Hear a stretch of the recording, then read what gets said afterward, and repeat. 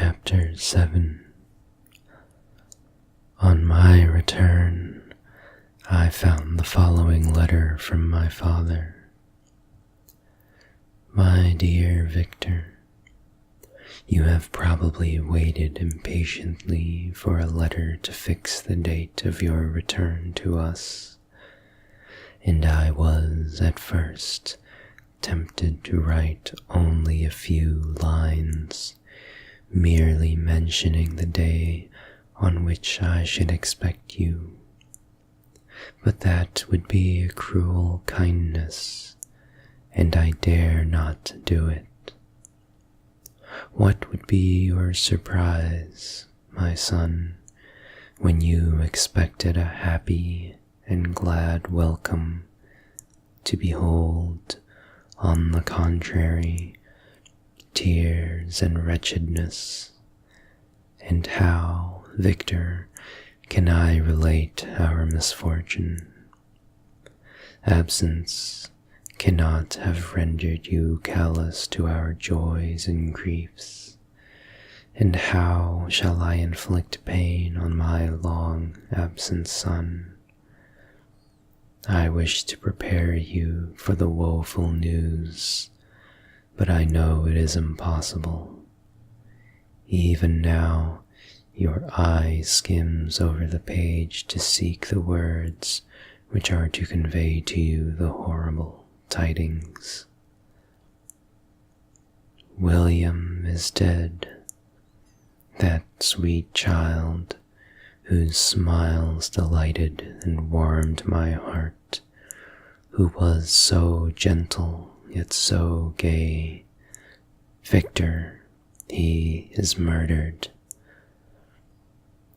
I will not attempt to console you, but will simply relate the circumstances of the transaction. Last Thursday, May 7th, I, my niece, and your two brothers went to walk in Plain Palais. The evening was warm and serene, and we prolonged our walk farther than usual. It was already dusk before we thought of returning, and then we discovered that William and Ernest, who had gone on before, were not to be found. We accordingly rested on a seat until they should return. Presently, Ernest came and inquired if we had seen his brother. He said that he had been playing with him, that William had run away to hide himself, and that he vainly sought for him, and afterwards waited for a long time, but that he did not return. This account rather alarmed us, and we continued to search for him until night fell, when Elizabeth conjectured that he might have returned to the house. He was not there. We returned again with torches, for I could not rest when I thought that my sweet boy had lost himself and was exposed to all the damps and dews of night. Elizabeth also suffered extreme anguish. About 5 in the morning, I discovered my lovely boy, whom the night before I had seen blooming and active in health, stretched on the grass, livid and motionless. The print of the murderer's finger was on his neck. He was conveyed home, and the anguish that was visible in my countenance betrayed the secret to Elizabeth. She was very earnest to see the corpse. At first, I attempted to prevent her, but she persisted, and entering the room where it lay, hastily examined the neck of the victim, and clasping her hands exclaimed, "Oh God, I have murdered my darling child."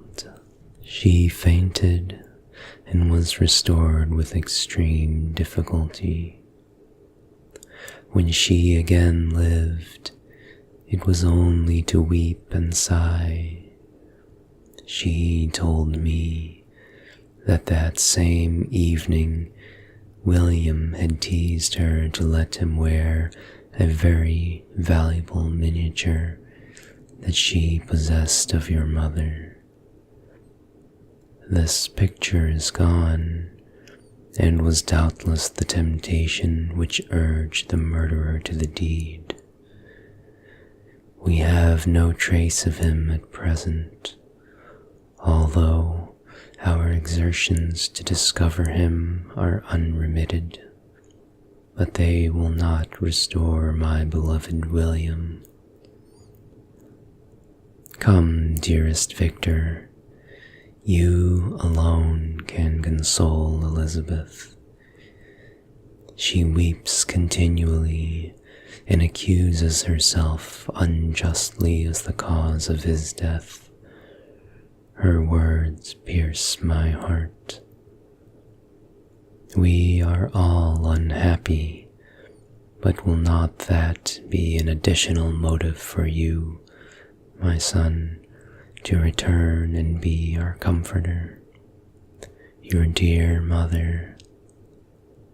Alas, Victor, I now say, thank God she did not live to witness the cruel, miserable death of her youngest darling. Come, Victor, not brooding thoughts of vengeance against the assassin, but with feelings of peace and gentleness that will heal instead of festering the wounds of our minds. Enter the house of mourning, my friend, but with kindness and affection for those who love you, and not with hatred for your enemies. Your affectionate and afflicted father, Alphonse Frankenstein. Geneva, May 12th, 17. Clerval, who had watched my countenance as I read this letter, was surprised to observe the despair that succeeded the joy at first expressed on receiving news from my friends. I threw the letter on the table and covered my face with my hands. "My dear Frankenstein," exclaimed Henry, when he perceived me weep with bitterness, "are you always to be unhappy? My dear friend, what has happened?" I motioned him to take up the letter, while I walked up and down the room in the extremest agitation. Tears also gushed from the eyes of Clerval as he read the account of my misfortune. "I can offer you no consolation, my friend," said he. "Your disaster is irreparable. What do you intend to do?"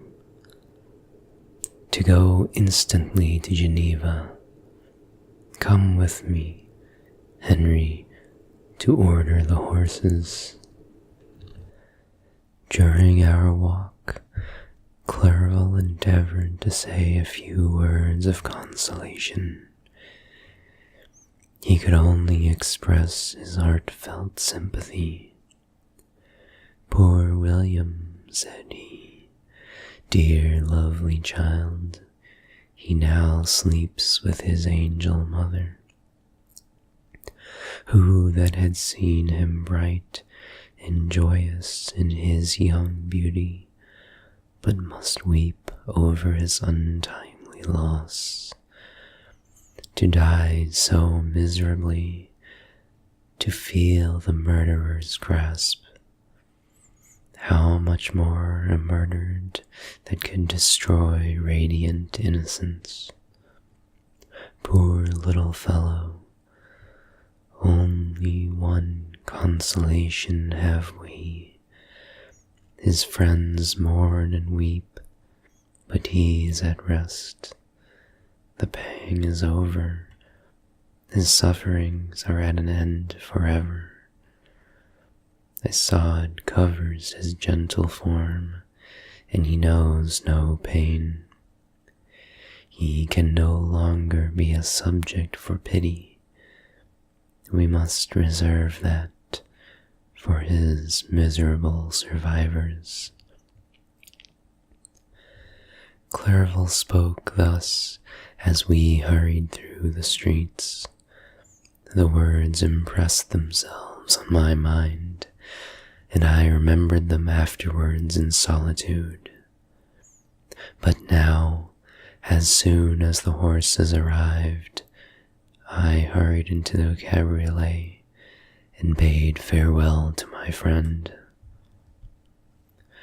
My journey was very melancholy. At first, I wished to hurry on, for I longed to console and sympathize with my loved and sorrowing friends. But when I drew near my native town, I slackened my progress. I could hardly sustain the multitude of feelings that crowded into my mind. I passed through scenes familiar to my youth, but which I had not seen for nearly 6 years. How altered everything might be during that time.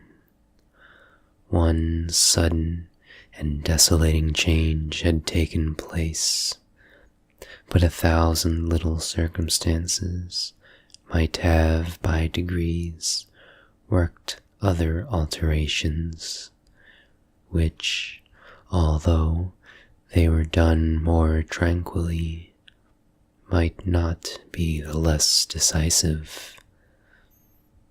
Fear overcame me. I dared no advance, dreading 1,000 nameless evils that made me tremble, although I was unable to define them.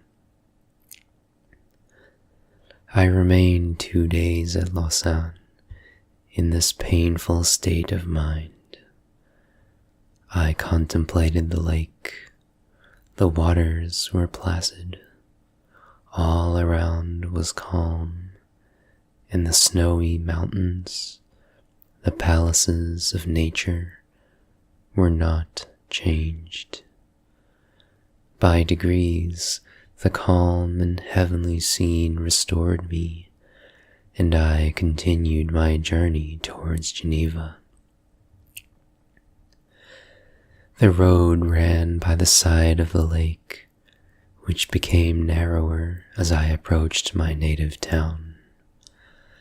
I discovered more distinctly the black sides of Jura and the bright summit of Mont Blanc. I wept like a child. Dear mountains, my own beautiful lake, how do you welcome your wanderer? Your summits are clear. The sky and lake are blue and placid. Is this to prognosticate peace, or to mock at my unhappiness? I fear, my friend, that I shall render myself tedious by dwelling on these preliminary circumstances. but they were days of comparative happiness, and I think of them with pleasure. My country, my beloved country, who but a native can tell the delight I took in again beholding thy streams, thy mountains, and, more than all, thy lovely lake. Yet, as I drew nearer home, grief and fear again overcame me. Night also closed around, and when I could hardly see the dark mountains, I felt still more gloomily. The picture appeared a vast and dim sense of evil, and I foresaw obscurely that I was destined to become the most wretched of human beings. Alas, I prophesied truly, and failed only in one single circumstance, that in all the misery I imagined and dreaded, I did not conceive the 100th part of the anguish I was destined to endure. It was completely dark when I arrived in the environs of Geneva. The gates of the town were already shut, and I was obliged to pass the night at Secheron, a village at the distance of half a league from the city. The sky was serene, and, as I was unable to rest, I resolved to visit the spot where my poor William had been murdered. As I could not pass through the town, I was obliged to cross the lake in a boat to arrive at Plainpalais. During this short voyage, I saw the lightning playing on the summit of Mont Blanc in the most beautiful figures. The storm appeared to approach rapidly, and, on landing, I ascended a low hill that I might observe its progress. It advanced, the heavens were clouded, and I soon felt the rain coming slowly in large drops, but its violence quickly increased. I quitted my seat and walked on, although the darkness and storm increased every minute, and the thunder burst with a terrific crash over my head. It was echoed from Salève, the Juras, and the Alps of Savoy. Vivid flashes of lightning dazzled my eyes, illuminating the lake, making it appear like a vast sheet of fire. Then, for an instant, everything seemed of a pitchy darkness, until the eye recovered itself from the preceding flash. The storm, as is often the case in Switzerland, appeared at once in various parts of the heavens. The most violent storm hung exactly north of the town, over the part of the lake which lies between the promontory of Bellerive and the village of Coppet. Another storm enlightened Jura with faint flashes, and another darkened and sometimes disclosed the mole, a peaked mountain to the east of the lake. While I watched the tempest, so beautiful yet terrific, I wandered on with a hasty step. This noble war in the sky elevated my spirits. I clasped my hands and exclaimed aloud, "William, dear angel, this is thy funeral, this thy dirge." As I said these words, I perceived in the gloom a figure which stole from behind a clump of trees near me. I stood fixed, gazing intently. I could not be mistaken. A flash of lightning illuminated the object and discovered its shape plainly to me, its gigantic stature, and the deformity of its aspect more hideous than belongs to humanity, instantly informed me that it was the wretch, the filthy demon to whom I had given life. What did he there? Could he be, I shuddered at the conception, the murderer of my brother? No sooner did that idea cross my imagination than I became convinced of its truth.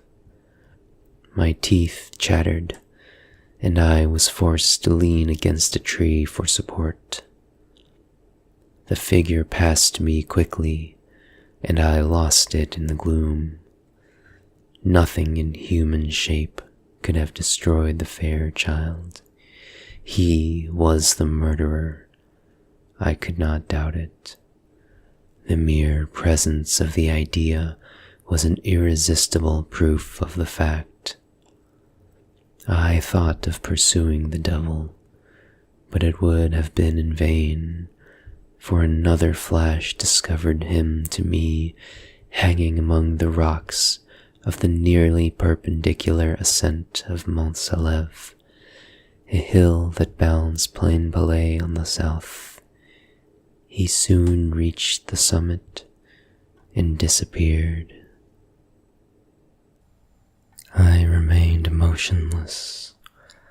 The thunder ceased, but the rain still continued, and the scene was enveloped in an impenetrable darkness. I revolved in my mind the events which I had until now sought to forget, the whole train of my progress toward the creation, the appearance of the works in my own hands at my bedside, its departure. 2 years had now nearly elapsed since the night on which he first received life, and this was his first crime. Alas, I had turned loose into the world a depraved wretch, whose delight was in carnage and misery. Had he not murdered my brother? No one can conceive the anguish I suffered during the remainder of the night, which I spent cold and wet in the open air. But I did not feel the inconvenience of the weather. My imagination was busy in scenes of evil and despair. I considered the being whom I had cast among mankind, and endowed with the will and power to effect purposes in horror, such as the deed which he had now done, nearly in the light of my own vampire, my own spirit let loose from the grave and forced to destroy all that was dear to me. Day dawned, and I directed my steps towards the town. The gates were open, and I hastened to my father's house. My first thought was to discover what I knew of the murderer, and cause instant pursuit to be made. But I paused when I reflected on the story that I had to tell. A being whom I myself had formed and endued with life had met me at midnight among the precipices of an inaccessible mountain. I remembered also the nervous fever with which I had been seized just at the time that I dated my creation, and which would give an air of delirium to a tale otherwise so utterly improbable. I well knew that if any other had communicated such a relation with me, I should have looked upon it as the ravings of insanity.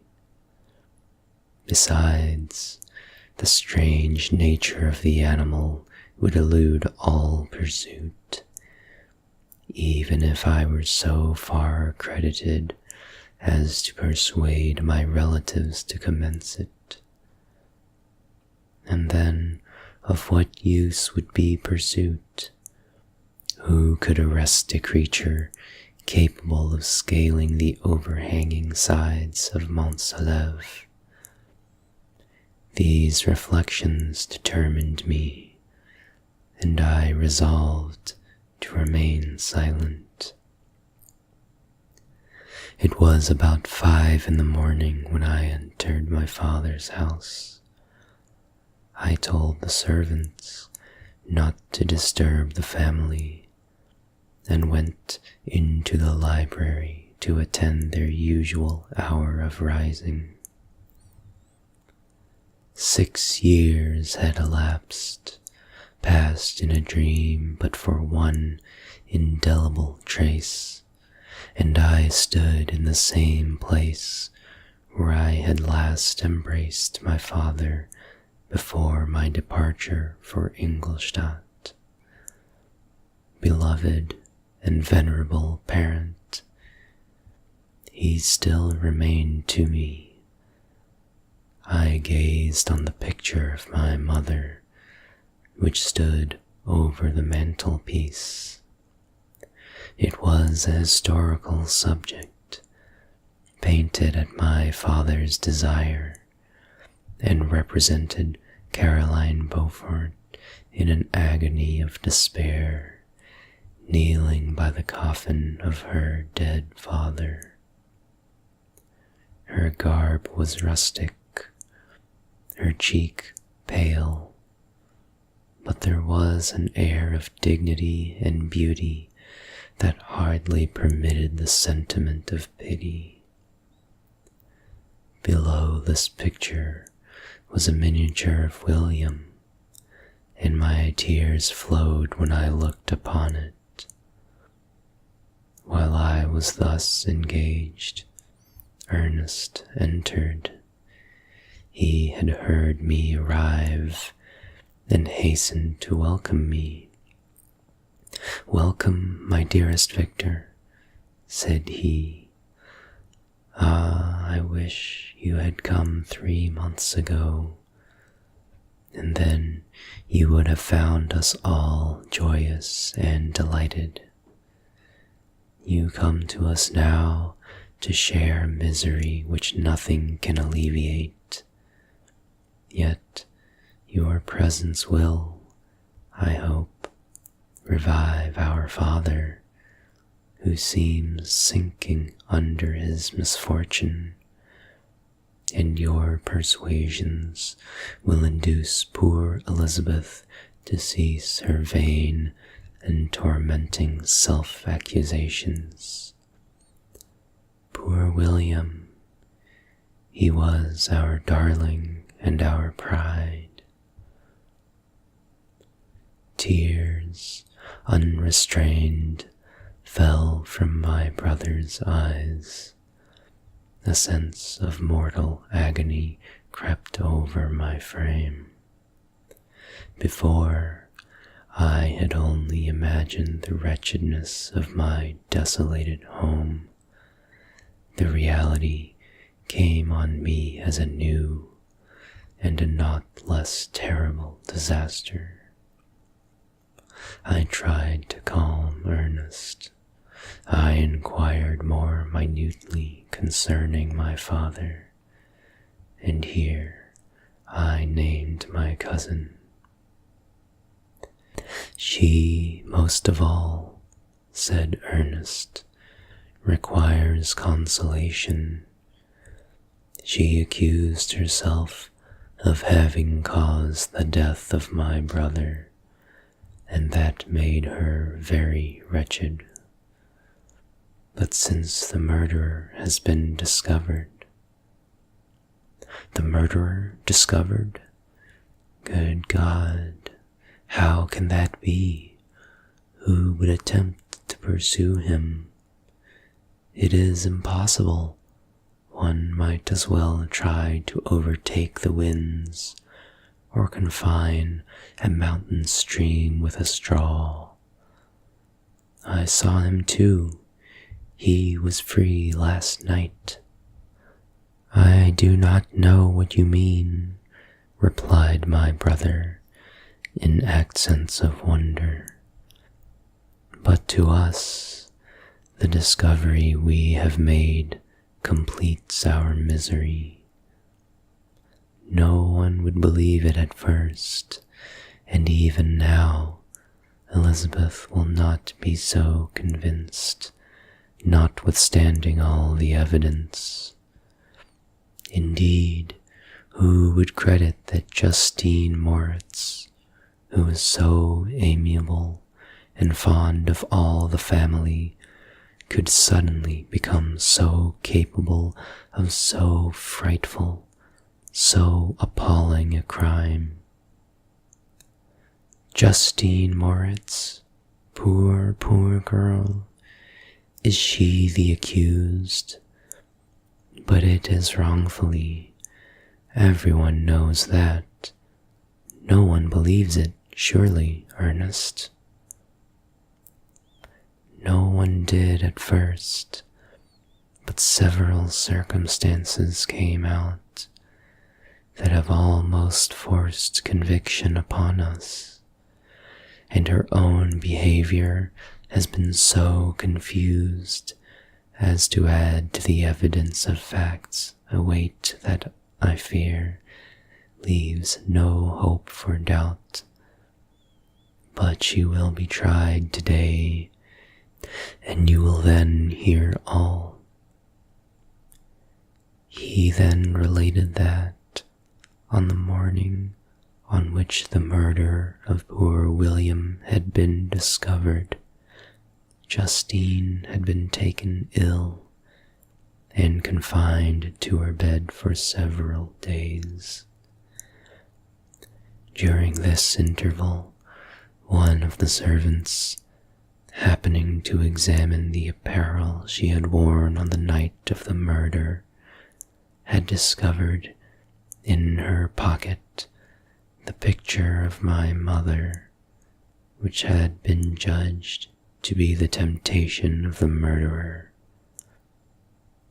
The servant instantly showed it to one of the others, who, without saying a word to any of the family, went to a magistrate, and, upon their deposition, Justine was apprehended. On being charged with the fact, the poor girl confirmed the suspicion in a great measure by her extreme confusion of manner. This was a strange tale, but it did not shake my faith, and I replied earnestly, "You are all mistaken. I know the murderer. Justine, poor good Justine, is innocent." At that instant, my father entered. I saw unhappiness deeply impressed on his countenance, but he endeavored to welcome me cheerfully, and, after we had exchanged our mournful greeting, would have introduced some other topic than that of our disaster, had not Ernest exclaimed, "Good God, Papa, Victor says he knows who was the murderer of poor William."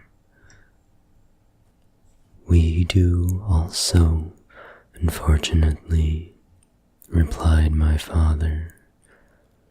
For indeed, I had rather have been forever ignorant than have discovered so much depravity and ungratitude in one I valued so highly. My dear father, you are mistaken. Justine is innocent. If she is, God forbid that she should suffer as guilty. She is to be tried today, and I sincerely hope, that she will be acquitted. This speech calmed me. I was firmly convinced in my own mind that Justine, and indeed every human being, was guiltless of this murder. I had no fear, therefore, that any circumstantial evidence could be brought forward strong enough to convict her. My tale was not one to announce publicly. Its astounding horror would be looked upon as madness by the vulgar.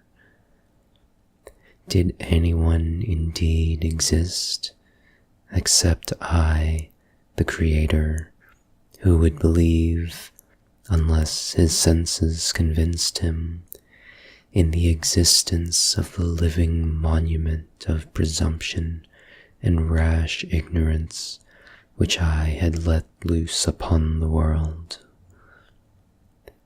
We were soon joined by Elizabeth. Time had altered her since I last beheld her. It had endowed her with loveliness surpassing the beauty of her childish years. There was the same candor, the same vivacity, but it was allied to an expression more full of sensibility and intellect. She welcomed me with the greatest affection. "Your arrival, my dear cousin," said she, "fills me with hope.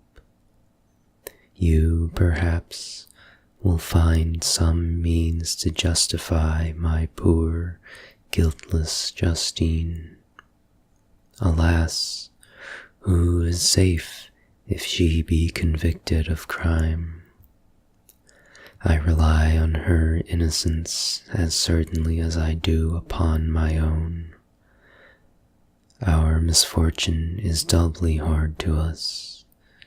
We have not only lost that lovely, darling boy, but this poor girl, whom I sincerely love, is to be torn away by even a worse fate. If she is condemned, I never shall know joy more. But she will not, I am sure she will not, and then I shall be happy again, ever after the sad death of my little William. She is innocent, my Elizabeth, said I, and that shall be proved. Fear nothing, but let your spirits be cheered by the assurance of her acquittal. How kind and generous you are.